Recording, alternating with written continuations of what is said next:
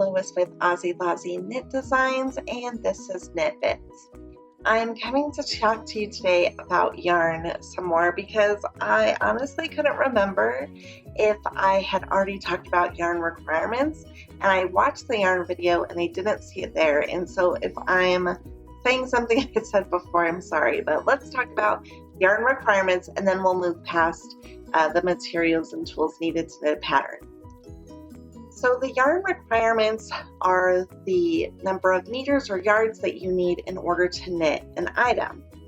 This is a very difficult number because sometimes it can be given to you in a range, right? Say from 300 to 400 meters, or just a cap number of like 500 meters or whatever.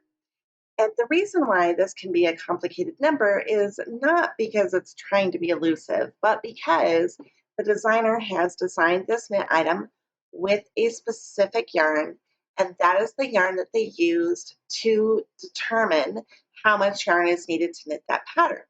So if you use a different yarn, it's possible that you could use more or less yarn than what is stated in the yarn requirements. And then while the pattern is going through the tech editing and then the test knitting phases, what happens is test knitters are using different yarns usually than what the designer used to make the pattern, which is great.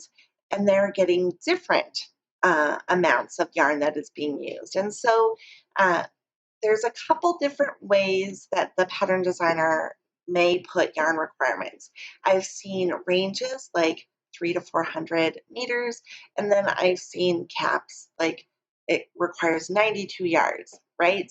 And so what that number represents is however much was used to knit the item plus 10%, which should cover a gauge swatch need. Then when it goes through test knitting, those knitters are using that as a jumping off point.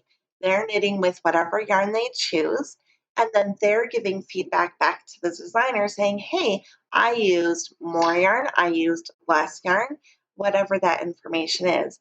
And then the designer takes that into consideration and they may change their yarn requirements.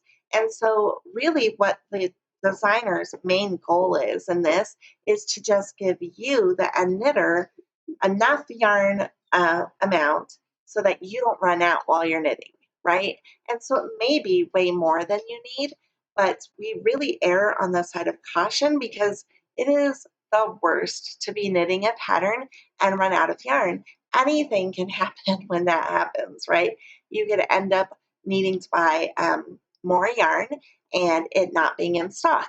Or you could buy more yarn, and this has happened to me, and it's a different dye lot, or it's a whole different color, even though it says it's the same color, and it doesn't have dye lots. So there can be all these little nuanced things that happen.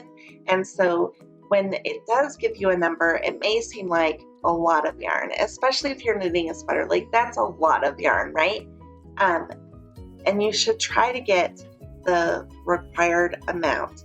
They will also provide in the pattern different amounts of yarn for different sizes, right? So if you're small, you don't need to be buying an extra large amount of yarn. If you're extra large, you should definitely not buy the small amount of yarn because it won't be enough, right?